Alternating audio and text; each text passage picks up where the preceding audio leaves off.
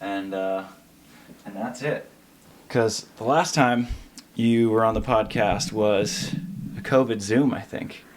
Or maybe it wasn't COVID. I think we just had you on. Either It was like a Zoom, phone call though, or I think. Zoom. Yeah. Yeah. That was a long time ago. I forgot about that. It was a long time ago, yeah. Oh, yeah. Well, yes, it was a Zoom. I think it was before COVID. Okay. Something like that. So maybe it wasn't Zoom then. I don't know if I knew what Zoom was. Yeah, I don't know. COVID I have a horrible memory unless it's related to like a game. Yeah. Are you one of those athletes who, or coaches, I guess now, who you can remember, like go through point by point? I mean, I think my memory is accurate on it. But yes, I usually recall everything related to my team. And now I'm a little bit older and I don't sleep a lot. So I I don't remember years things happened. I was at the beach with Geeter the other day and he brought up something and I was like, I cannot believe you remember that. Geeter's memory is incredible. It's amazing. It's awesome. And the way, it's not that he just remembers it. Yeah. But he wraps it in a story. Yeah. That you just have to listen to because he's Geeter. No, he was amazing. And it had to do with me. And I was like, oh my God, sure that was that year, you know?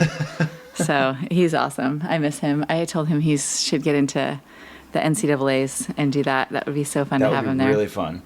So he knows a lot of these players from when they were younger. Like he knows their parents and he knows a lot of the coaches. So I think he would have a lot of good stories to tell. That would be a blast. Yeah. Especially, it's been fun to see the college game explode. I mean, you've had It's front row amazing. seats to it. You've been there since, pretty much the ground up. Well, I was there the first year it became an NCAA sport. Was my first year at Florida State. So I didn't know anything previous. But yeah, just what even the NCAA has done with it, putting it on ESPN, the coverage, the way the tournament looks. I mean, it's super impressive. And I can't believe it because that was an experience that I got like after playing, my first final was in front of a crowd like that. Yeah.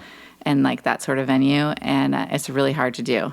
And then these young women are getting this in college. And then you can see on the world tour now, like our top teams are in their 20s, which hasn't been the case for the U.S. for a long time. And so hopefully those players will play for a long time, and it's fun to watch them and see what they can do because I can't even imagine being on the world tour at 21. Like my first world tour, I was 27. Yeah.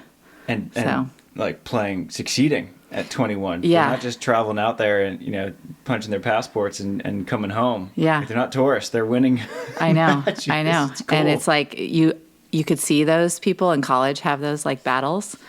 And I think my first year I was like, I had just stopped playing and I was like, yeah, these players are good. And, but you never know. And then I'd like train against my team. Like Jace Pardon was on my first team. Okay. And she's awesome. And I was like, man, this is really hard to put the ball away against this girl. And that was when I had just finished playing. And then just seeing how they develop and the size of the athlete is really cool. Yeah. And just it's not even just the U.S. anymore. When you look across the whole world, you just watch it in FIVB. It's like, well, Tina Gradino is at SC, and then the McNamara's when they're playing there at UCLA. It's like we're now like the training system for everyone. Yeah, I know Stetson's had some really good players from like Canada, and we had a girl from New Zealand that's now playing. She came to us her only Alice? year. Alice. I love Alice. Oh, she's the best. She came on the podcast a couple months ago. Okay, well, I'm going to yell at her next time she's on here because I told her to stay and play another year of college, and she's like, no, I want to be a lawyer and move to Minnesota. And then look at her now. She's amazing, so it's fun to follow. Yeah. But her year at Florida State was the year COVID hit. So we were like 13-1, and we had a really good team. And then she decided not to come back for an additional year, but it worked out in her favor. So I'm happy, but it's fun to watch her. And then I have another player, Molly McBain, that is playing for Canada. She's now playing with Sarah Cloud. Yeah. It's a big pickup. I know. And she took like almost a whole year off after college to finish her degree. Yeah. So I remember watching, I think it was actually the COVID year when I came down and watched the tournament that you guys have, sort of Florida State's like season opening tournament, and Molly was playing with Alaina Chacon. I was like, this is such a fun team to watch. You have these two itty bitty girls who just like fly and are super athletic and just ball control teams to death. Yeah. They were so good. She's so smooth. And She's so like, quiet. So quiet. Yeah, but if you figure that out, but actually she's really funny. Like she would be the one on Halloween that would dress up, at the morning lift and kind of she had moments where if you really like got to know her, and I didn't have those moments until 2 years into her 5 years at FSU. She was really quiet, but it's really fun to see her because she is really good, and I'm glad people are seeing how good she is. But you saw it with Alaina. That was a fun. I think they were undefeated when that season ended. You guys were cruising. Yeah, that was it was kind of disappointing that it fell short, but life goes on. Yeah. And, we learned a lot. And it has. Yeah. You guys have done pretty well since. Yeah, we've done well. I'm proud of the things we've done, but it's super hard every year. Like, I think people look at the outside and they think it's easy, these programs that do well, but it's actually not at all. So I know we haven't won yet. That's kind of a sticking point that a lot of people talk about, that it's more every championship's been from the West Coast, but I just feel like we're doing a lot of good things, and it's bound to happen. And it's all I think about. It's all Nick thinks about. Yeah. So, but it's not what we like define ourselves with. So yeah, it's so unfair to define yourselves by what is now a single elimination national championship. Yeah, that's crazy. You have any team could get hot on any given. Yeah. One team gets hot for a day and you're out. Mm-hmm.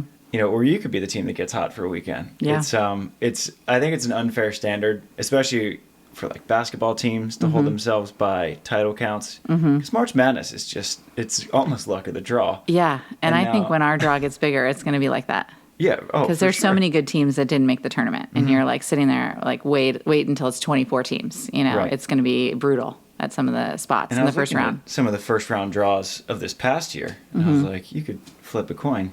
Yeah. And they're so good. Yeah. Any of those teams who could lose could also probably beat almost any team in the tournament. Yeah. What did you think about the single elimination?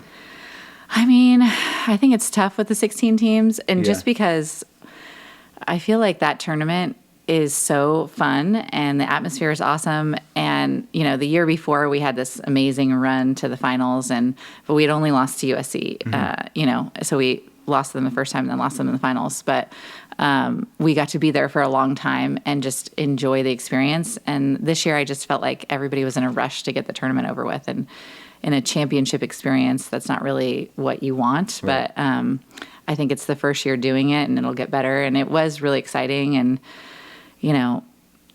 the year before when we got to the finals, we almost lost that single elimination round. We should have lost to Cal Poly. We should have lost.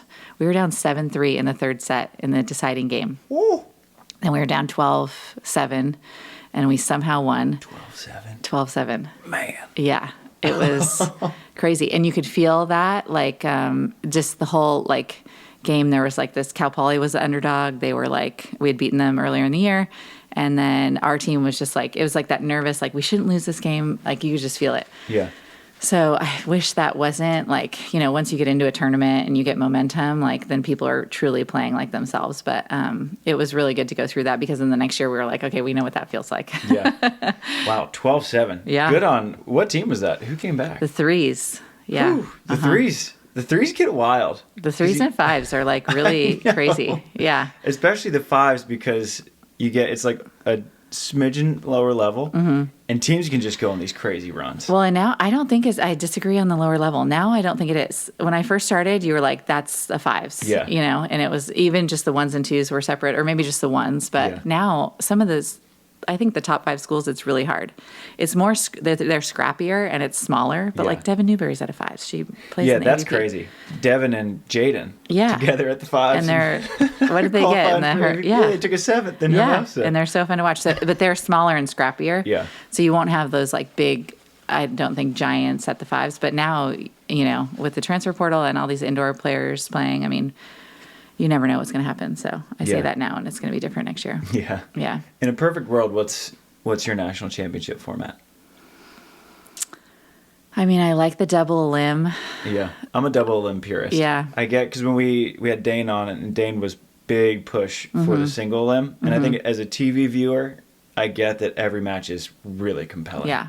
Because there's something major on the line. Versus double elim, you do have that safety net, and you can come back. As a competition purist, where I always want to see the best teams end up rising to the top, I love double elim. Yeah. And so I'm always torn.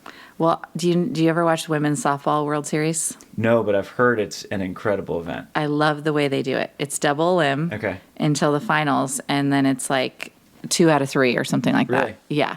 So they can change their pitchers and line up, where that would kind of be interesting is like, okay, you get to the finals, maybe you get a day off, and then you play a series and you can move up 1, down 1. Yeah. I mean, that would kind of be exciting. It but would be exciting. I think it would be fun. And it would be more TV time. Like after we're done, I actually was talking about this with Evan, the Hawaii coach. After we're done with our national championship, we can't wait for softball World Series. It's really exciting. And it's, but it's single elim before you get to the final 8. So that's kind of, and it's like regional. But how many teams make it? Do you know? Oh, good question. They have like a regional and then a super regional and then the top 8. So I'm assuming there's 4 at each round. So maybe they have like a 64, 48. Okay. Yeah. I'm not good with math. Okay. Because Kent Steffes loves the softball World Series. It's the best. Loves it. He's like, that event is incredible. Yeah. You can have the same pitcher.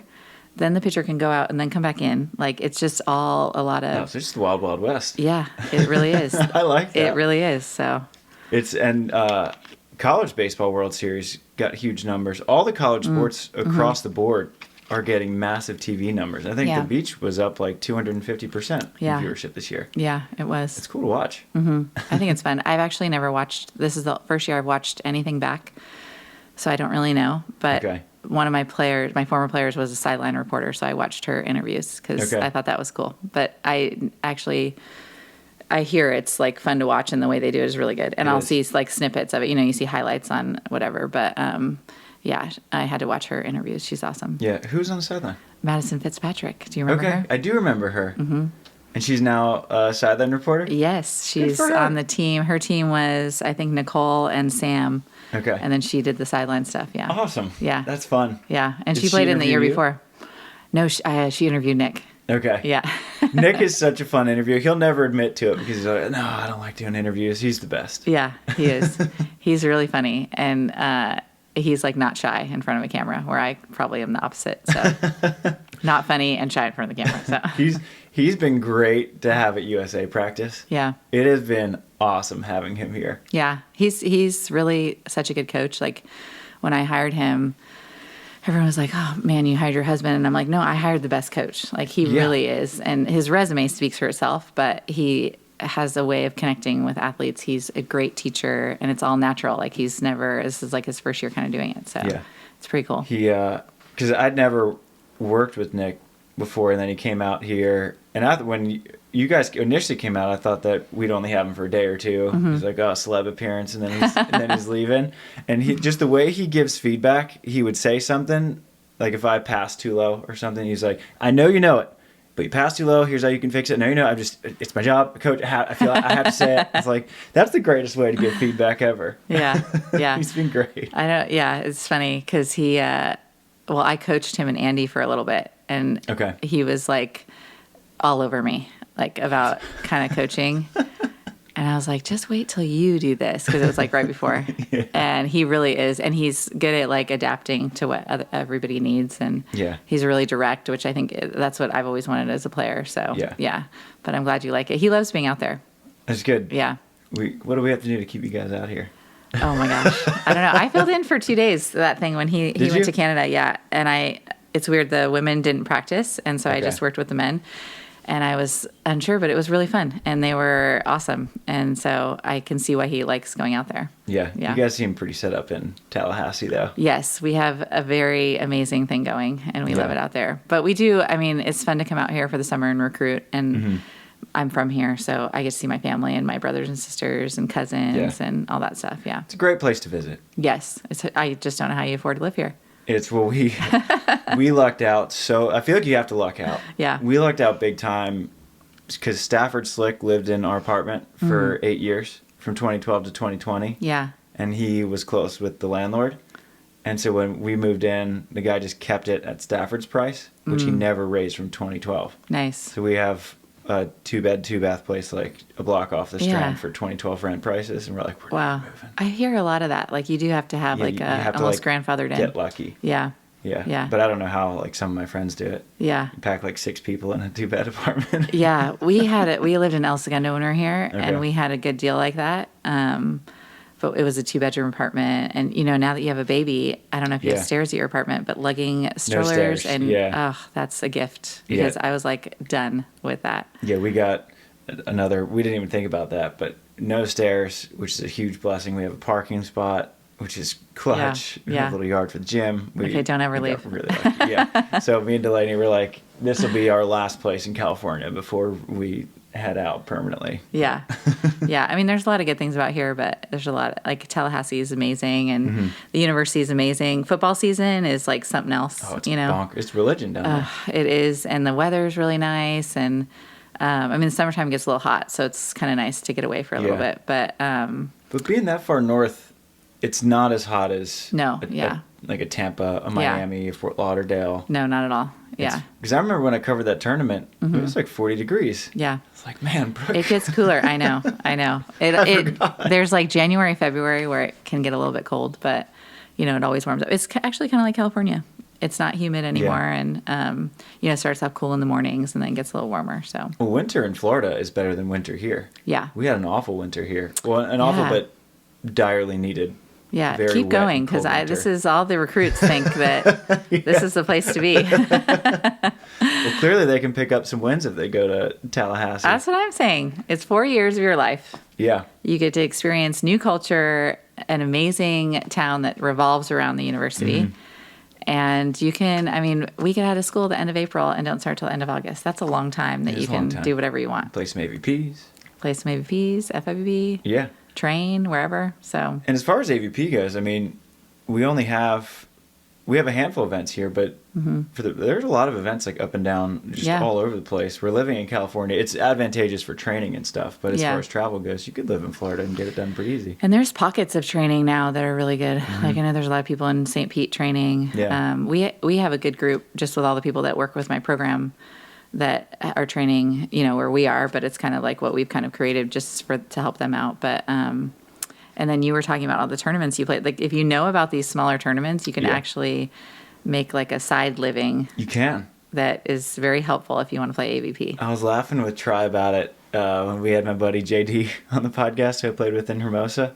And we're like, if you want to be professional, you play on the AVP and the World Tour. If you want to make some money, you go to Florida and play all these cash tournaments and just rake it. I know. It's insane. Because Cody Caldwell, we played this tournament at Navarre at Juana's, and him and Jake Dietrich won. They split $5,000 to win this random tournament. Yeah. And then the next day, me, Cody, Aurora Davis, and Caleb Queckel won a $3,000 for winning a co-ed fours. So and then he did a clinic the day before, so he came away with like $5,000 to himself for a weekend. Yeah, for a weekend. Yeah, totally random. Yeah, you just got to know about it. You just got to know about it, and then don't tell too many people. Exactly. Yeah, I know. Like Nick and Phil did a lot of those, like Toyota tours and all that stuff. And then after I had my first son, I played NVL because I was like, I'm not in shape yet to play AVPs, and there wasn't that many, and they actually banned me, but that's a different story. And then I was making more money than some of the people top 4 on the AVP, and I just got to get back in shape, and it was a little bit easier for me. So the NVL wasn't bad. I mean, if you were at the top of the NVL, you could do all right. Yeah. And it was all, for the most part, all Florida events too, so your travel was limited. It was like in kind of a breeze till you got to the semis, and then it's like semis finals, you play a good team. So who'd you play with on the NVL? I played first with a girl named Jessica Stavinsky, who is unbelievable. She lives in Texas. Okay. And she's a super good athlete. I forget where she played in college. But I'm going to remember by the time we're done with this. And then I played with Kaya. So that was kind of like princess. Yeah. And then we started the season, and then I actually got the job at Florida State. So I said, okay, I'll finish the season. But I felt bad for her because I was my first 3 months at FSU. It was my first head coaching, and I just was like drinking from a fire hose. And I showed up to like this tournament. I forget where we went, but I brought my son, and I was like kind of like dehydrated. We were playing, and I was like, man, I can't breathe. I was like, I don't even know if I've drank water for the last 3 months. Like I was just fully into coaching. So I felt bad for her that I didn't finish that super strong. But well, did you have any coaching experience prior? I did. I coached indoor at UCSB after I played there for 4 years. Okay. Yeah. So I think that helped because I had experience with compliance, and then I actually had a club out here I ran the beach club for Long Beach, Mizuno for Joy and Matt Verbringer. Got it. So I had, But college is such a different beast. All the administrative stops and hoops you have to jump through. Yeah. So you learn fast. Yeah, and I had a great administrator that helped me. She's not there anymore, but she played basketball at FSU, so she knew kind of everything. Mm-hmm. And then Hector Gutierrez was my first assistant. It's a good assistant. And our volunteer was Tracy Weimer, and we had just so much fun. Like, I never laughed so hard.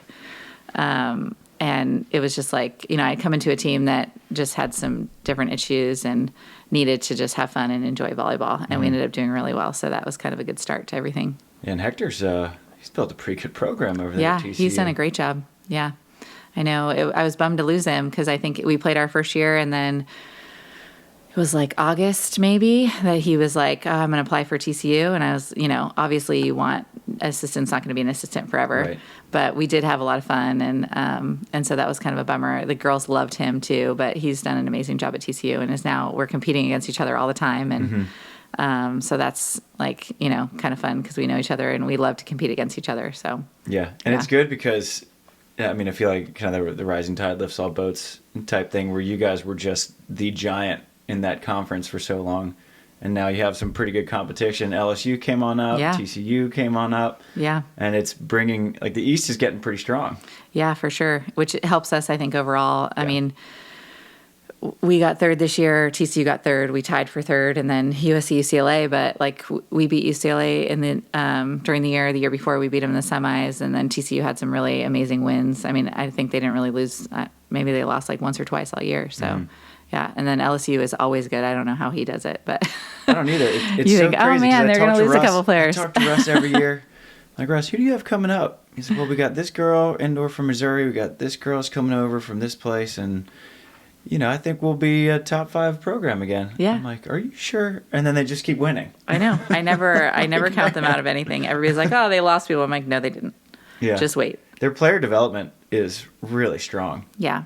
Yeah, they do a good job there, and their facilities. I mean, so they're very competitive all the time against us. So yeah, I think it's going to help. Eventually, there's going to be an East Coast team that wins. Hopefully, it's us first. I mean, you've been knocking on the door. Eventually, that thing's going to open. I mean, you think, right? The more times you get there, the better chance you have. But yeah, I mean, there's one winner at the end. And so there's a lot of people that are disappointed. Yeah. But I just feel like it's more about that than winning. But that is a goal for sure. Yeah. And if you get there, I was looking at your coaching records. Your like lowest winning percentage is like maybe it was this last year or something. That's crazy. Yeah, we lost a lot.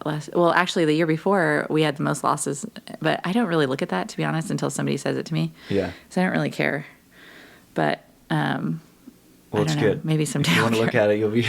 It's good. Yeah, I mean, it's just like 1 year. Actually, it was my first year. I think we were like seeded 1 going in, and we had 1 loss, and we beat USC that year. That was our first loss in like 3 years or something, and there was so much pressure. So I just rather be an underdog. Yeah. Like I don't ever feel pressure, but I could tell when the girls feel pressure, and so. Because I just think it's all like just an opportunity to see what you got, Because if you don't have it all and you don't have all the parts, then you're not going to win. Yeah. And then you know what you need to work on. So, it's all fun for me. I feel like being in the East, you'll have that underdog chip to play as long as USC and UCLA just keep reloading the system. I couldn't believe that USC was as good as they were this year. Yeah, everybody counted them out. I never count them out either, but yeah, it's super. Like I didn't count them out. I was like, they can't. Yeah. There's no way that they could be better than UCLA this year. And then what do you know? And they got momentum. It's all about momentum at the end, you know, like when you can strike hot, when you can put the pieces together, So, it's just going to be competitive for a long time. Yeah. Mm-hmm. As a coach, how do you taper your season to get that momentum going at the end? Because it's such a condensed sprint of a season where you're competing in late February, and then the championships the conference championships are end of April, nationals are at beginning of May. Yeah. And you got to keep the girls healthy. That's a lot of playing, a lot of driving, traveling. Mm-hmm. How do you try to sustain that and peak at the right time? Well, if you I know, wanted my that's secrets. a multi-layered question. I mean, I've always looked at it like I feel like we're talented enough to not get by, but like we want to peak the last 2 weeks, which is hard to peak for 2 weeks. Right. But really, it's the last week. And we want to perform well at conference to have momentum going to NCAAs. But we kind of train with our lifting and conditioning and practices that's what we're gearing towards. So we feel like at the beginning of the year tournaments, like we can still really compete with anybody if we're sore and tired. And, obviously we want to be healthy within there. So we use a lot of technology. Don't you wear a Whoop? Do you still wear it? Oh, you don't wear it anymore? I wore it for like 4 years. And then one day I was playing a KOB, and I remember Lev Prima hit this bomb, and it like caught it at the perfect spot where it would clip on, and it snapped the clips. I was like, oh no, I think I've got the information. Yeah. Like after 4 years, I understood what variables Yeah. were super important either to not do, Yeah. like drink and eat added sugar, and then what variables to make sure I did do. My biggest correlation to a positive recovery was magnesium and blue light blocking Interesting. glasses. Nice. And so now both of them, Yeah. I use it every day. Well, now you have a baby, you just don't want to know. Yeah. It's funny though, because Delaney's been breastfeeding, and so when he cries, he's not crying for me. Yeah. He's not like, Dad, I need you. Like, Yeah. He cries for Mom. So now my brain just like shut it off. Oh, I don't even interesting. hear him. Wow. I sleep straight through the night every night. Wow. Yeah. Okay. That's a gift. Well, we still use the Whoop. But I think it's good when they're in school and stuff because you can definitely correlates with stress. And then we use these things called Kinexon. Okay. Is that what the AVP? I think they use it for a little Okay. bit, yeah. But for us, they wear it all practice and competition, so it's Okay. kind of nice. Like I think the AVP just used it if you were on center court.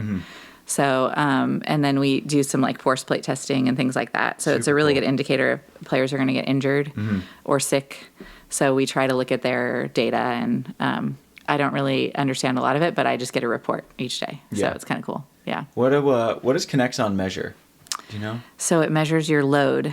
Okay. So what we started doing this year, which is kind of cool, is with our strength coach, like what days we need to have a heavy load. So like just from my experience playing, like you play Friday, Saturday, Sunday, maybe Monday you lift or you don't practice or you just have a really light day. But really compared to what we were doing with Kinexon, it was like, okay, this day needs to be heavy, this day needs to be medium and light and whatever. So we can kind of dictate there to Okay. get us ready for the next weekend. Okay. So that's kind of helpful. It's cool to have all this technology is so cool. Yeah. And I would nerd out with that Whoop so much. Yeah. I love it. You can go down a rabbit hole. You really can. Yeah. Yeah. We hide the players' recoveries during game day. I think that's super smart. Well, they found a way to, so like Oh, you they can't found a really workaround. hide it. And I was like, just don't look. But Yeah. yeah, because, you don't want to, if it's championship Sunday and you're in the red, like it doesn't matter. You're Yeah. going and playing. Do you ever mess with them and be like, oh, you're all green? No, because they can see it. Like, no matter if we Yeah. hide it. But no. And my first couple of years, like we had some, actually, well, I don't know if she wants me to say her name, but she's currently playing on the AVP, but she's super high stress with school, like a biology major, 3.9 GPA, and she was just always in the red. And we used to sit her out of practice. So we're like, oh my gosh, we don't want you I to get remember hurt. you telling me this when Yeah. she was at FSU. And she was like, getting so frustrated, and then it'd be worse. And then it was just like, as soon as finals were over, in the green, in the green, in the green. Yeah. So we just adjust differently now instead of just being like, okay, stop everything if you're, in the red for a few days. So it's just a guide, and to get to know yourself a little bit better is kind of cool. So. Yeah. It was super interesting to see like what things helped and what hurt. And now I don't have more than 2 drinks ever because of that Whoop. I'm pretty convinced that if everyone in the country wore Whoop for like 2 years, the amount of alcohol consumption would drop by like 75%. Yeah, that was a everyone killer. would see, it just kills you. Yeah. And added sugar too. Like Yeah. I knew these things were bad, but I didn't know that they were that bad. Yeah. Yeah. I think those are like the biggest ones. And then the sleep. Like Yeah. if they're not getting enough sleep, whether they're staying up for a whole bunch of reasons. But Yeah. yeah. The sleep thing, that was something that I needed to like stop looking at, because it would give you like your yearly wrap up. My average sleep every year is like 6 hours and 15 minutes. Oh, really? And I was like, ugh, I'm a bad sleeper. Oh no. So's Nick. Yeah. And I don't know feel how bad to for get him. around it, because I've tried all of the sleep things. Yeah.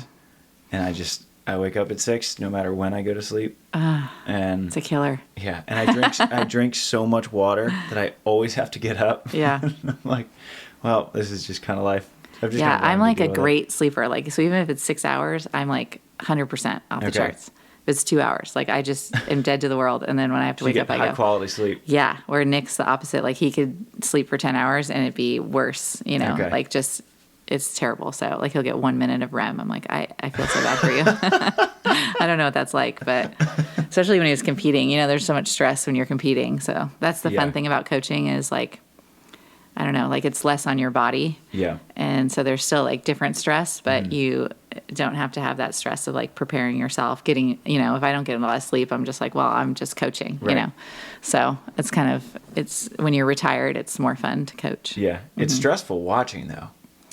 Yeah. I think if you're not like in the training, it's stressful, like the parents and the fans, but like when if your team's prepared, it's not that stressful. Yeah. That's the way Scott Davenport was talking about it. He's like, it's kind of nice to have no control over what's happening. Although I guess college coaches, you can actually talk to them a little bit. A little bit. It should be more. So what are the rules with that? Well, everyone breaks the rules, first of all. Let me just tell you. I, myself included, I have broken the rules on the talking because it's hard not to like, you're supposed to be able to cheer, but you can't say certain cheers. So if you say like nice serve, they consider that coaching.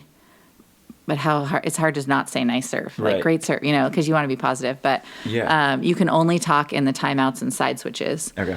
And then you can like clap for good play, but sometimes you find yourself being like, oh my gosh, do it again or whatever. And so it depends on the refs you have. Yeah, it's coaching. So, but yeah, it's weird because it's evolved from tennis and tennis coaches can talk during the whole time. Okay.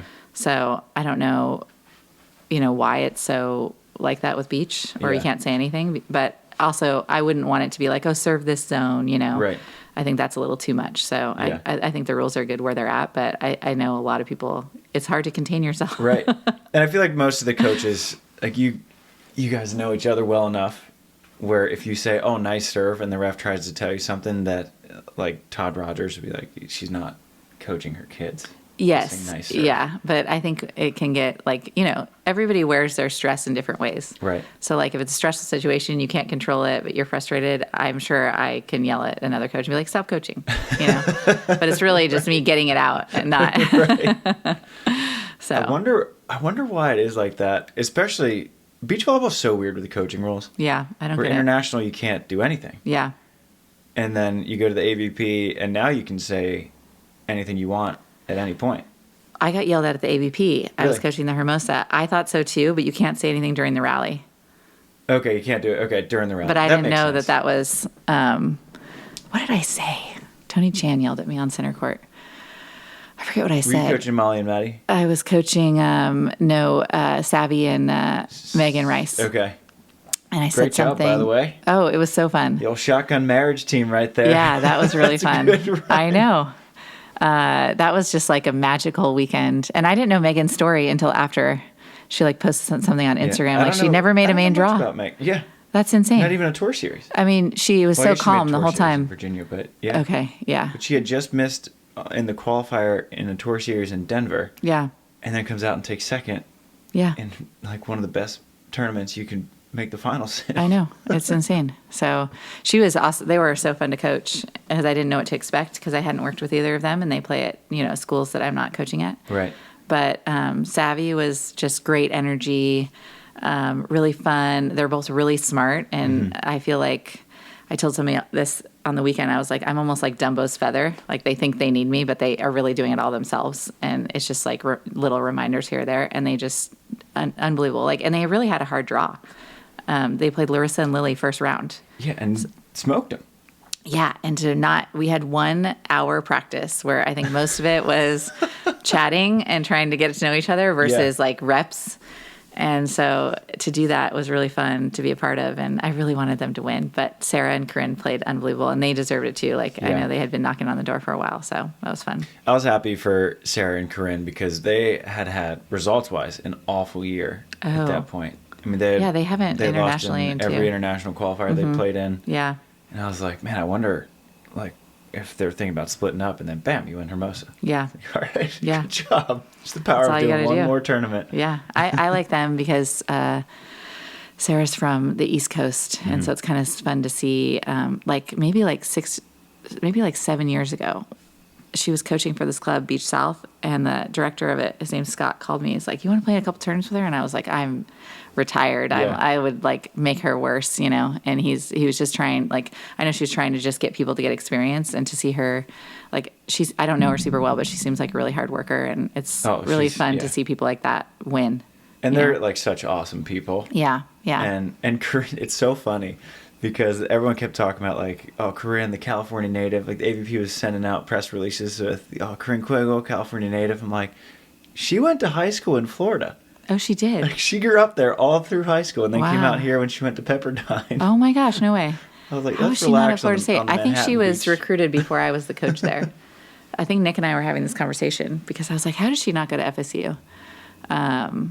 Because sort of like, so I'm from California, but now I'm trying to recruit kids to an East Coast school. Yeah. And it's kind of like, you know, everybody has this debate because I remember with Nick and Phil, like, oh, is the East Coast better than the West Coast? Well, all the East Coast kids are going to the West Coast. Right. So why don't you stay in the East and see, you know, really see who's better? Mm-hmm. But I know it adds to a lot of parity in the sport, and people love different training. But it's kind of funny to me because when I grew up, it was like, oh, West Coast is better. Yeah. And, you know, East Coast people kind of stay in East Coast, and every now and then somebody would move out and like a Nick and Phil and do really well. But it wasn't that often, but now it's happening all the time. So yeah, I wonder. Cool. It's always funny to see like who claims Phil and Nick. Yeah, like, where because they did once they moved to California. That's when they just hit that huge rise. Yeah, but they started in Florida and at A-Rob's condo in Myrtle Beach. Yeah, he has to take credit, like 100%. Yeah, A-Rob is the USA volleyball pipeline. Yeah. When you well, look now at he's how kind many of guys back and forth there. too. Yeah, it's crazy. Him, Matt Heath, Nick, and Phil would train like every day. Mm-hmm. I don't even want to know. Like they just would go out at night, like work side jobs, and then train, and then drive to tournaments. Yeah, like it's crazy. Like sleep on air mattresses on the beach. They have some. You should get Nick and Phil on here together, and Adam. Like that would be amazing. Oh my gosh. Because they have so many stories, and it's like they never repeat a story. I've never heard the same story twice. And their chemistry together. Yeah. It's incredible. They'll all be out here from Manhattan. We might have to make that happen. Oh, you should. And then throw in like a Jason Lockhead, and you'll never want to leave the studio. Oh my gosh, that'll be like a 6-hour podcast. Yeah. Just like break it up into segments. Yeah, but it was crazy. Like they just played all the time. And then I would give the next credit to Todd Rogers because Nick and Phil moved out. And that's where I met them is Santa Barbara. We all trained with Todd. And so Todd did these like gnarly workouts. He was so welcoming to help other people. And so when I played at Santa Barbara, he coached the men's team. And then Todd did? Yeah. Really? Yeah. I didn't know that. Oh, you didn't? Uh-uh. Yeah, he was the assistant for a long time. Okay. And did really well. And then he was also playing on the AVP. So okay. And then when I finished playing there, I was coaching there, and I just asked if I could train with them because there's no women up there really training. And he said yes. And then it was me and Todd, Nick, and Phil doing track workouts and beach sand workouts that are gnarly. Good group. Yeah, I think he still does them with his Cal Poly team. They were so hard. Like Phil would throw up every year. Like the first workout, Phil would throw up. It was really hard. Nick was like trained in soccer, so he would just like lap us and laugh. It was just really hard. But you can see how successful Todd was because he put himself through that by himself, like every day. He would do something crazy. What kinds of stuff were you doing? So we'd start with our trainer was this guy named Sandy Combs that was like this amazing track athlete. Yeah. So we would start with like 400s. So we'd have to get him in a certain time and have a certain amount of rest. But running a 400, like basically sprinting it, is hard. The 400 and the 800 are so tough. Yeah. The 800 especially because the 400 you can go and you can just collapse, but the 800 you get another one. Yeah. It's so hard. And I don't think I would never run that race. I think people are insane that run that race. Yeah. But we would start with that. So we do like 6 to 8 400s, and then it was all at Santa Barbara City College, and have you ever seen the bleachers there? Mm-mm. Like the stadium? It's really steep, and it kind of goes higher as you go up. So we'd have to jump up the stairs. We'd do bounds. Like it was this whole thing, and medicine ball stuff. So we would start with that, and then as we get closer to season, we'd do these beach workouts that were like dragging weights and sprinting, doing sprints with weight vests, doing cleans on the beach, like all this stuff that, it got us into really good shape. And and then Phil did it for a really long time by himself after even he stopped playing with Todd. So it's just like crazy because people don't know the amount of discipline that Nick, Phil, and Todd have to be as good as they are. So Especially because, like, when you're around them, they're just, like, joking around Yeah. a lot. Obviously, Yeah. Nick is, like, a top 5 most competitive person I know. Very competitive. But you like, see them in the players' tent, and they're just, like, goofing off, laughing, and then you put them on the court, and bam, they're back to being killers. Yeah, and, like, you're just like, oh, it's natural for them. Mm-hmm. You know, I think a lot of people say that about Phil especially, and it's not. He's, like, works super hard. Yeah. I mean, now it's probably to the point where it's, you know, natural, but he's also not playing 20 tournaments a year. Right. You know, so... Anyways, I'm sharing all this about Nick and Phil. They're probably going to be mad at me. No, they'll love it. Is that how you met Nick then? Yeah. And then we worked out after we were training with Todd. Then we worked out at this gym called P3 in Santa Barbara. Okay. P3's getting huge. They're amazing. Yeah. Yeah.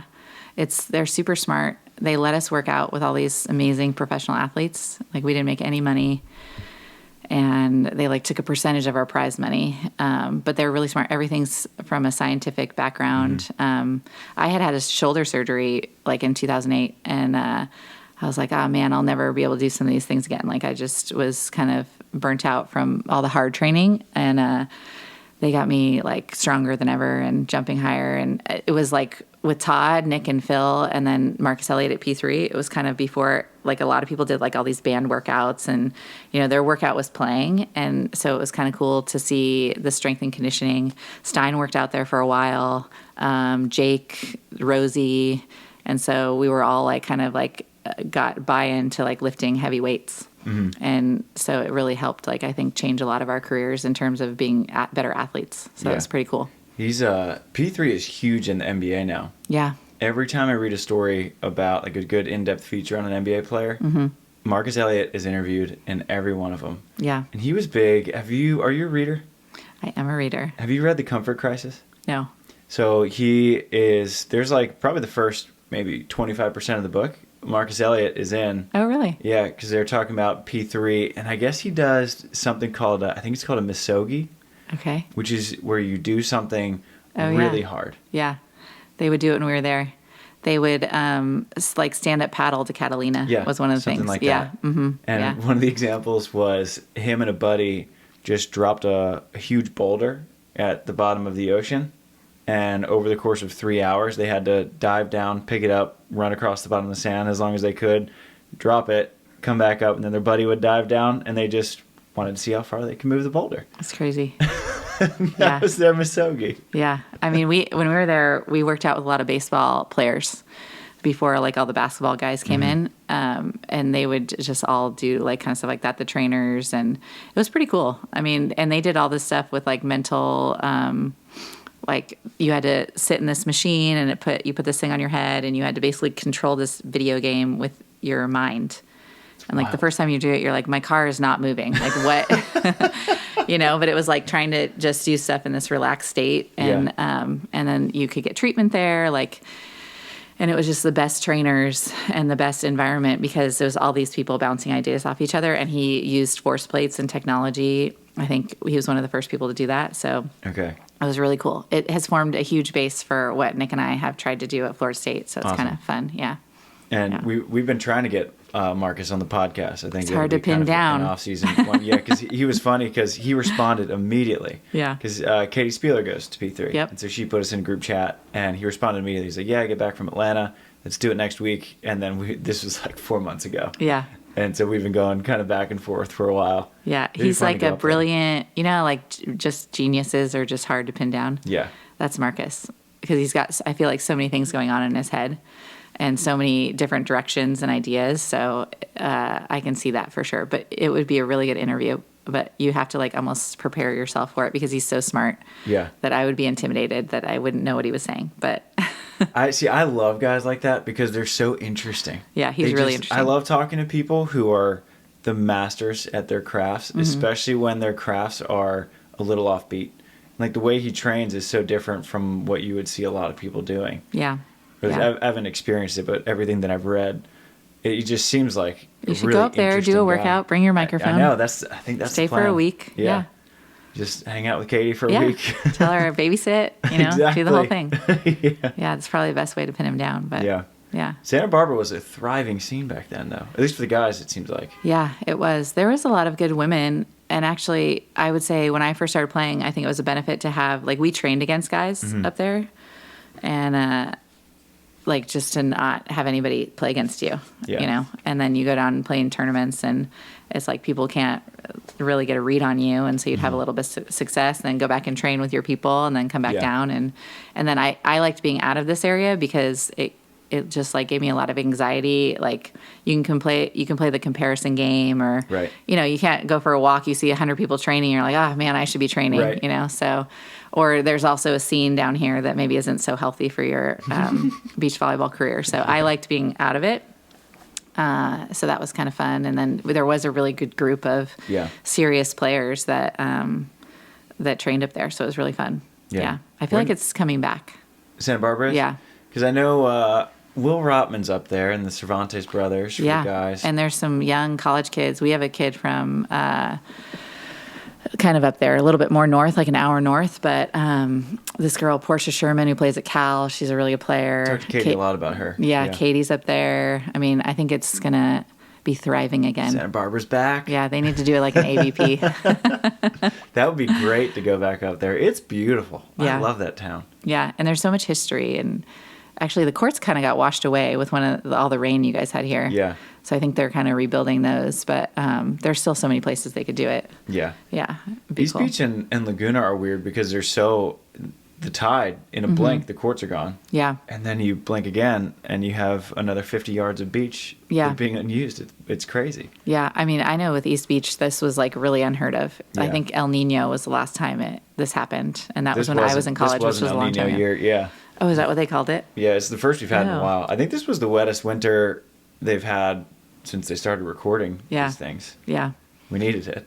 Yeah, but it washed away. I know Kathy Gregory's court was washed away. Didn't know that. I think they put it back. So there's a lot of like history that they had to return to its proper place. Yeah. So you started coaching at Florida State in 2016? Yep. And you've built obviously a very formidable program. Thank you. And you said you were drinking from a fire hose. I'm curious, we've talked about like a lot of the stuff that you've pulled, like the training stuff, the technology that Marcus Elliott uses and the whoops. But like, what other foundational pieces would you say do you have at Florida State? Well, so it's my first head coaching job, and after they hired me, I was so excited, but then I was like, oh my gosh, what do I do? Yeah. Because I was actually coaching here like a club. So I had coached a lot of people at the same time, but then I was also I coached this team from Norway. So I was coaching some professionals, and then I just knew how I worked with Scott Davenport when I was playing, and so I just knew how I like to be coached. And I was like, well, why don't I don't really know how this works, so why don't we just do little pieces from everywhere. So we try to like kind of coach people as an individual and just look at their game, and we don't have like one set system. And I think that's just how Nick and I have played. Like we've always kind of adapted and changed our game and tried different things. And then the strength and conditioning is a piece that we're really big on. But now, like my first couple years, the athletes like really didn't like it. And they were kind of just like sore and tired all the time. And like, why do we have to do this? And, but then they could see themselves get stronger. Like Jace was one that I couldn't believe like her transformation in the 1 year that I had her there. Yeah. Because she had been injured was what I heard. This is your best player. She's injured all the time. And I was like, all right. And she never had any of those issues once we added that. And another thing that just I grew up with, like my family, is I was like, okay, this is going to be a team that we want to be close knit and like a family. Because, I was moving across country to come. I didn't know one person. Right. And my family just like bonded by like hard things. And my dad would make us like race around the block or do like sand dunes. Yeah. And so we do like this conditioning test that I think is like a pillar of our program that is like really hard, and they don't look forward to it, but when they accomplish it, they feel like they've done something that's like they didn't think they could do. So we add a little bit of that, and I think it brings mental toughness. So I don't know what people think of our program when they look at it. I just know from the inside out, like we just want to be, I guess, a family that works hard. Yeah. And so it's not for everybody, but I think it's been successful and gives the young women that I coach just a lot of confidence going in and trying to play professional or whatever they're going to do. Like they do a lot of hard things at Florida State, and but they have a lot of support and a lot of people that care about them. And so I think that's kind of something that we tried to bring to the program. Not really a lot, I guess, about volleyball, but yeah, with Marcus, all the technology and all that stuff was huge. So just trying to be a little different and unique with what we bring to the table. Yeah. What's the recruiting pitch to come to Florida State? I mean, I think it's just that, like this is like our family. We have 3 boys. So it's like all these young women are, like mentors to our kids. I used to joke that like one day one of my sons is going to try to date one of my players. And I just don't know how I was like, I don't know how I'm going to do that. Like, and Nick and I, like, sometimes like, are they going to like hide it from us? Are they going to, but then now that was like years ago. Now I'm like, oh my gosh, I hope my boys are lucky enough to date somebody like the girls that we bring in. 'Cause they're just like awesome people and so talented and like all, really good students, really good athletes, and just like have their whole future ahead of them. So they have way more together than I ever had in college. But so I think that's the pitch, is just get to know the players that we bring in and see how wonderful they are. And then the university, like there's so many things that it has to offer, so many things they give you, so many tools to just point you in the right direction. So that's kind of what we try to sell. Yeah. Yeah. Football schools, they're different. Yeah. But this one too, like the South is a little different. Yeah. I know you spent some time in the South, but the people are a little different, and they truly care about you. They remember your name, like our AD knows every single player on our team's name and comes to practice. That's like awesome. It's unheard of. And I think he knows every single student athlete at our school. So that's kind of cool to see that. I mean, you go to Trader Joe's and you're there talking to the cashier for 45 minutes. Yeah. So, it's, I think, something that's a little special. But I think people are just a little happier in the South. Yes, it's slower pace. Yeah, it's slower pace. I think people coming out here, it's so fast paced and everyone's like chasing something. Yeah. There's that like little stress and anxiety that like you got to go to the next level. And you get back to Florida and it's like, oh, hey, Shug. Yeah. How's your day? I'm like, I love Waffle House. Yeah. But then it's like cool because, so Florida State, for instance, has like these unbelievable athletes that are all trying to be professional. So you have that like slow paced, small town feel, no traffic. And then you get into this university and you're in the weight room and you're like, oh my gosh, it's go time. Like that guy is going to be in the NFL. This guy is going to play in the NBA. This woman just was in the Olympics. It's just crazy. It motivates me to be better. So it's pretty cool. Who are your coaching? Do you have coaching mentors or people that you look up to? I do. Well, Kathy Gregory and I still talk all the time. I actually owe her a call. I'm so sorry, Kathy. But she might laugh at this. I coached with her at Santa Barbara, so I learned a lot from her. I learned she's like an unbelievable motivator.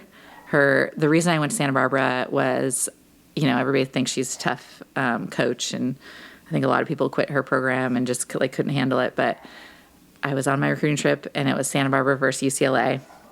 And her pregame speech was like, gave me chills. And I was like, oh my gosh, I want to play for this woman. Like she's fired up and wants the best for her team and the players. So she's been a huge mentor of mine, just having that personal connection. And then this guy coached me in club. His name's Brian Heffernan. He was coached at Penn State for a little bit. He's out of coaching now, but he was like transformational in terms of teaching technique. And then Scott Davenport has been amazing. I'm sure there's a lot I'm forgetting because there's been so many people that have helped like serve me balls, and I didn't have to pay them anything, and come coach us at tournaments. And so that's like kind of cool how this beach volleyball community is, and people just want to see you successful. So there's been so many people I'm going to forget, but those 3 are probably my top. Yeah. Yeah. And I'm sure you've kind of found your own coaching voice, so to speak, because a lot of times, like when I started writing, I would find a handful of writers that I would just try to copy their styles. Then eventually you just sort of, it warps into your own. How long did it take you to kind of figure out like who you were, like sort of your coaching voice, I guess? Oh gosh, probably like till maybe like 4 years ago. But I had had a lot of opportunity to coach. So I had always coached. My dad was a coach. So he did coaching on the side with baseball. So I was always kind of around coaches. But I had learned, like I coached club for extra money in college, and then I had a club here, and then I actually moved to Port St. Lucie, Florida with Albie's and NVL thing, and I did like coached at the Club Med, which was like 8 hours a day coaching It's a lot from of coaching. beginners that have never played volleyball that are like hotel guests to like your club. Yeah. And it was like crazy. I learned so much there. And then at Florida State, it's just kind of evolved into, I think I was 34 maybe when I got the job. Okay. So it's like I was really young, I felt like, and it was my first head coaching job. 34 is young for a head coach. I thought so. I was like, I can't believe they hired me. I bamboozled them, and then it was a lot of pressure. I was like, okay, now we got to get going. But yeah, it was. Now I think there's actually one of my players just got the head coaching job at UOP. She's in her 20s. Which is University of Pacific. Yeah. Okay. Yeah. So I think that's pretty cool. Who got that job? Sydney Wetterstrom. Okay. Yeah. I don't know that name. She played at Michigan indoor, and then Okay. she played one season for us the year after COVID. Okay. Yeah. Very cool. Yeah, and now that's Your really coaching cool. tree is just spreading. Yeah. No, but that is actually a goal of mine, is to get more of my players into coaching when Okay. they're done. Yeah. So to You'd kind of, recommend? yeah, I think college coaching is like an unbelievable sport to get into, and it's like the gift that keeps on giving. Like there's challenging times, but just to see like people, have a goal and then progress towards it is something that's like awesome. So. Yeah. And you guys, well, I don't know if Florida State is, but there's an extra paid assistant now, Yes. right? Yeah. So you don't have to drag along a volunteer. Did Florida State add the position? We added it. We'll probably hire within the next couple weeks. Oh, awesome. Yeah. Yeah. That's exciting. It's cool to see that that's now available in College Beach. Yeah. So I think it's necessary because there's so many schools and good players now. So many. We need And- more schools to add Yeah. because the rosters are getting really They're big, huge. and that's hard. How many do you guys carry? So we had 23 last year. We're going to have 22, That's but we're not the huge. most. It's huge because 10 play, Yeah. or 12 with the exhibition, but it's hard because there's so many good players and there's not enough schools. Yeah. And then you have 2 paid coaches to coach all those. Yeah, that's a lot. And It's a so lot. much to ask for a volunteer. Yeah. So many hours. Yeah, and then they can't get paid, so they have to have another job on top of it. Right. So it's crazy. I'm so glad it's happening, and a lot of schools are adding it. Yeah. But I think more people are going to make more money coaching than they will professionally. 100%. Yeah. And so- I don't even think it's close. No. Yeah. Like, So- Delaney was a really good player. Yeah, she And was. I she ended coached up- against her. Yeah. She ended up being ranked like top 20 most years on the AVP. And to compare like her finances Yeah. coaching at Pepperdine Yeah. versus playing, Yeah. it wasn't, I mean, You it get was health insurance. a fraction. Health Yeah. insurance benefits. Yeah. And now that we have, because now that she's not working and I'm just a freelancer, Mm-hmm. I'm like, maybe we should get a job with health insurance again. Oh, I know. It's insane. It's so Yeah. expensive. She should coach again once the baby gets a little older. I think that she really enjoys coaching. Mm-hmm. She loves working with kids, but she doesn't like making practice plans. Oh, really? Yeah, I love that part. because a lot of people, and me too, and I just think it's so fun to be creative. Yeah. And like find new ways to keep people from not being bored. Yeah. I think athletes just get bored kind of easily. Yeah. I think it's super fun to just come up with creative drills. But she's like, just tell me what to do, and I can be a great shoulder and give feedback. Oh, okay. And so that's Delaney's style. Yeah. Well, if she's a head coach, she can just hire assistants that like They to can do do those that, things. yeah. Yeah. Yeah.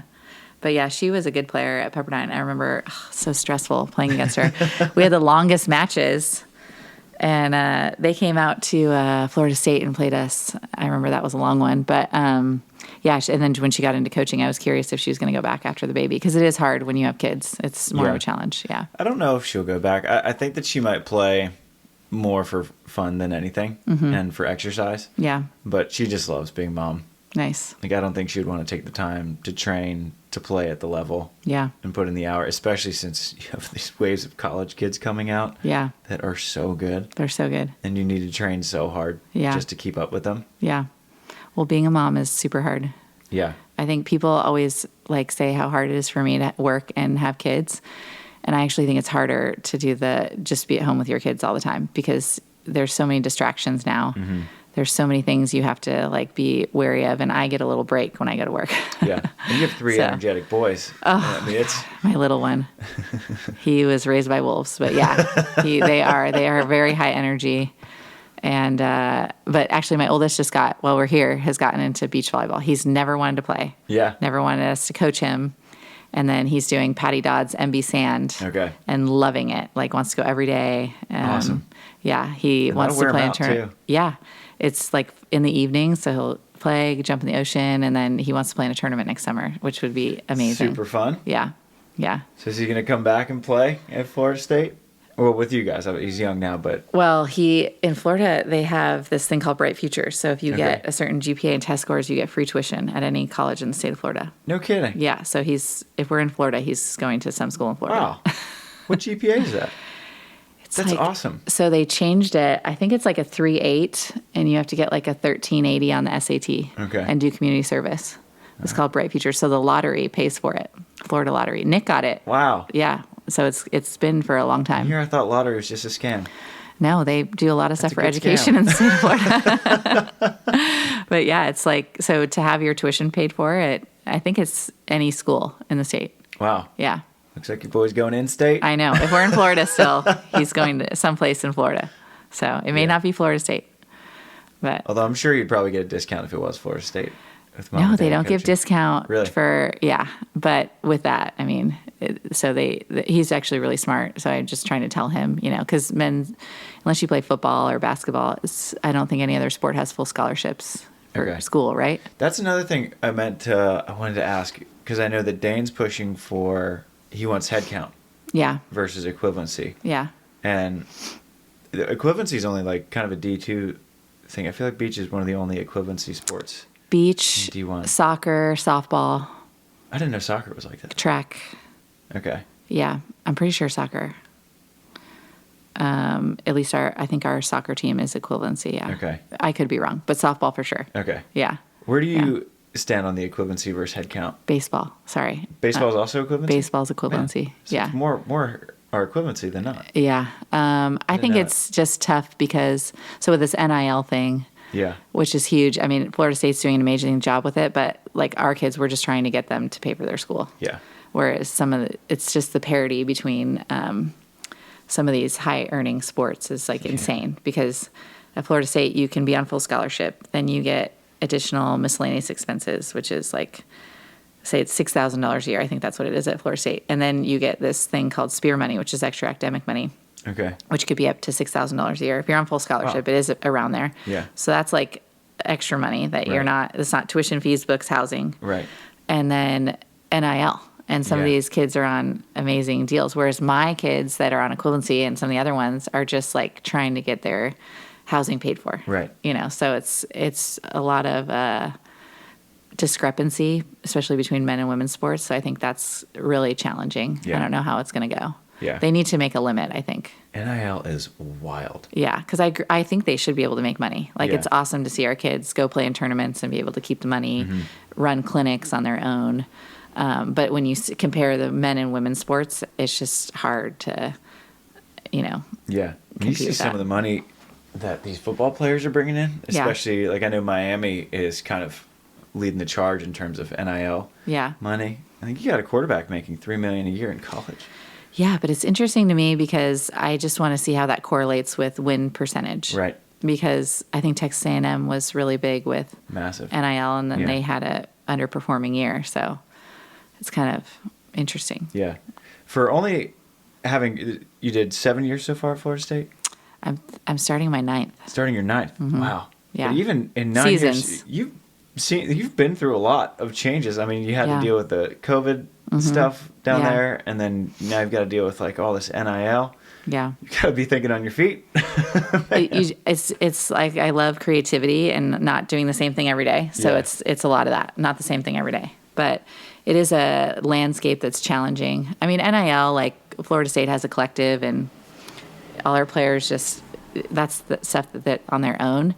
I just wouldn't ever want it to be something that, like, I don't know, somebody pulls you away because they give you more NIL money. But it's just all about helping them pay for school because they deserve it. They work so hard. Yeah. They're all like good students. They have no time for extra work, and the only thing they know how to do is play volleyball. Yeah. So I think it's kind of cool that they have that opportunity now. But yeah, I feel bad for the kids that like 2 years ago just missed out.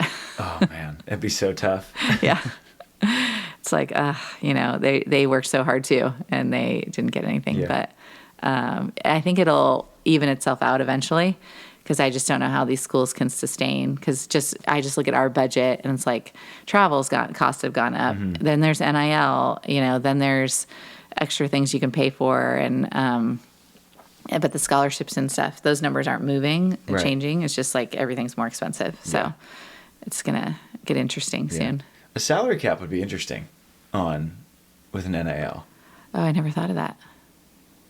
Because, it's turning into a professional sports landscape. That would be interesting. And if you capped it, like the NFL, I don't know what it is anymore, but it was like $75 million. If you were to cap like either a school or a certain team or a player at a certain amount, then you could just trickle the leftovers across the board. I don't know. Yeah, even playing field. Yeah. Yeah. Because then you can't have like someone paying $100 million a year to its athletes versus 2. Yeah, or they'd be in different leagues or something. Yeah. Like a minor league and a major league. Yeah. That would be... See, people that are outside of it need to come up with suggestions. I feel like. Yeah. It's interesting to watch from the sidelines just how much college is changing. Just like with the conference realignment. Yeah. Florida State stayed away from that, right? You're still ACC? We're still ACC. Yeah. We're trying to change the payout, I think, for the schools in our conference, just because certain teams are on TV more and get more viewers. So I think that's what they're working on. But honestly, I stay far, far away from those conversations. Yeah. Are the beach conferences changing at all? Yeah. TCU just left our conference. Where'd they go? They went to the one with FIU, FAU, UAB. Is that Conference US? No. No. Sunbelt. Is that Conference USA? No. I can't remember. I can't keep track of any of this stuff. Maybe it's oh man, I should know this. I just show up and play. Love that. But we have to get more teams in our conference now. So 3 years ago we had 14 teams in our conference, and then this last year we had 6. So it's so nuts. Yeah, it is nuts. And everybody's I think it's stemming from football and where the schools are going with conferences. But Texas is going to be in our conference, so that'll be huge to get another top school that they're going to the SEC. Yeah. But they won't come till next year. So it'll be, like you said, everybody's going to make each other better. So that's going to be a great program. They have a great head coach and great assistant coach. So they're going to make us be better. Stein and Angie? Mm-hmm. That's fun. Yeah, it is fun. Stein can build a program. Yeah, so, he's especially proven with Texas that. Resources too. Yeah, it's a great school, great resources. He's proven that he can build a program. Angie and I we used to be partners. Really? For 3 years, yeah. And so I love her, and I think she's wonderful. And she did an amazing job. She's coached Netherlands. Yeah. April and Alex did an amazing job at LMU. Yeah. So she's going to do well. And she's just so smiley. She's just a happy person. Every time I see her on the strand, I'm like, Angie, my day is better having run into you. Yeah, she's the best. Yeah, it was like that when we played too. She's intense though and very competitive. Yeah. Yeah. It's funny how small this world is. It's like she's coaching Texas now in our conference. We used to play together. Yeah, I know. I tell people that all the time. Well, actually, we played one season, and at the end of the season, we got like a 17th, which was really bad for us. But it was like one or two tournaments we played together, and then I was like, all right, well, it was the last one of the year. It was like Boulder, Colorado, terrible tournament. After the tournament, she's like, well, I want to play with you, but then we didn't do really well. So if we can both find somebody better, then we'll just play with those people. But if not, we'll play together. And I was like, oh my gosh, how could you say that? You want to play with somebody else. And then sure enough, the next year we both didn't find anyone better. And then actually we had a great year, and that was our first final together. Like we made like almost every semifinal. So it was fun. It was really fun. It worked out.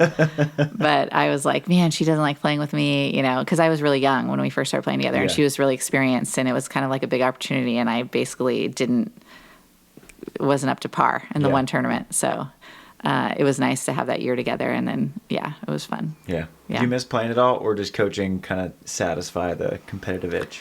No, I totally miss playing. I was one of those that was like, I'm going to play till I'm 80, and they're going to be like, get this girl off the tour. But I have a knee problem, and so that's like my biggest thing. I would just play for fun, but it kind of hampers that a little bit too. And then having the kids, and it was tough. Nick and I were both playing, and then we had children. So like I wanted to take the kids, and he's like, we can't take the kids. Like, this is our job. Yeah. And so I totally understand that. And that was the part that was hard. And then I was kind of probably similar to Delaney, just at the point where it was like, I didn't want to travel internationally anymore and miss out on stuff with the kids. So yeah. Is it fun having Nick home just full time? It is. I bet he's happy because I feel like by the end of it, he's like, I don't want to go back on a flight to Europe. He hates flying. Yeah. But, well, I actually don't think he minds. Like, the anxiety of playing is hard. And, like, when you're younger, you love all that, and it's fun. And then when you get a little bit older, it's just like you get, like, kind of burnt out from it. But now we have that kind of with coaching. Yeah. But, yeah, he so when we started, like, dating and playing, we did everything together. And then all of a sudden, like, we had kids, and I got this job, and we didn't see each other for 8 months out of the year. So now we traveled together. It was so hard. Like, after we had our first son, he left a day later and was gone for like 10 days. And then, so it's just like all this stuff. And, but now we get to do more stuff with his family, and like, it's like having your best friend around all the time. So it's really fun. How was it coaching together? It's good. At the first, I would say, was a little rocky. We figured each other out. Well, in our defense, Nick finished his last AVP last August, and like a week later, I was like, "You need to be at work every single day." So after playing for 22 years, like, he didn't get a chance to decompress or just unwind or do anything fun. You know, it was just like travel, compete. And I think the whole thing with Tokyo was just so hard on all those athletes that it was just like we couldn't take a deep breath. And then so it took a little bit for him to be like, okay, he just basically didn't get a break from anything. But now, we found our stride, and it's fun. It's really fun to work together. Yeah, so, that's awesome. Yeah, it's I'm happy for you guys. Thank you. You have a great program, 2 jobs you love. Nick seems happy coaching too. I didn't expect that. Yeah.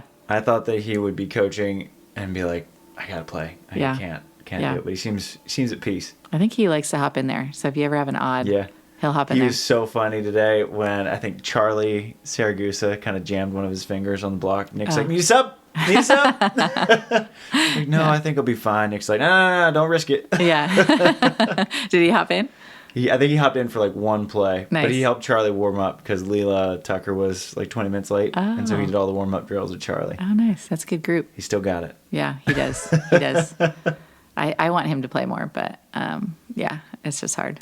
I might have to ask him to play Manhattan since he's out here.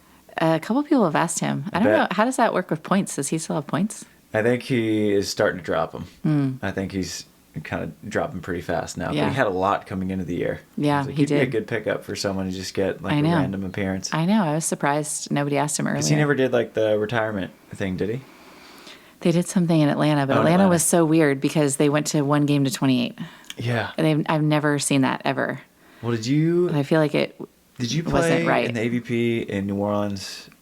You might have been retired in 2016, or maybe you were banned. You might have. I was banned until 2016. Yeah. They had the qualifier matches were games to 11, 11, and 7. I remember that. Yeah. Yes. That was awful. Was it the storm, right? Yeah. And Coconut Beach at the time, their drainage was awful. I don't even with good drainage. There was so much rain. Yeah. I mean, there was like 2 feet of standing water, and so they had to keep pushing it until it drained. I remember that. And they pushed it for so long that they just had to shorten the matches somehow. Yeah. I mean, So the qualifiers, they've done some weird stuff. Yeah. And it's just like, if you can make it through the qualifier, then it's like the sun's shining, there's no wind, there's no rain, there's no delays, but this was just happened to be. So I always think that that's not really his true ending to his career, is playing a game to 28. Yeah, it's weird. Yeah. So we'll see. I don't know. Need to give him a proper retirement. Yeah, I agree. So you guys are out here till Manhattan-ish? August 4th, but I think Nick, he might stay a little longer. Okay. He has some recruiting stuff to do. I'm putting him to work. Awesome. Yeah. Put him to work, boss. Thank you. I will. Well, it's great having you in town. Great having you here in person in the podcast. Thanks we'll try not to make it like a 5-year gap next time. I'm just going to try not to come in sweating again. In this studio in the summer, it's impossible. Yeah. It was funny when we had Deanna Kraft on, I think last year. I gave her the warning too late, and she's like, so I'm just wearing a gray T-shirt. Oh, awesome. And just sweating straight through it. Oh, no. At least I didn't wear gray. But great to see you. Thank Always you. fun chatting with you, Brooke. Thank you.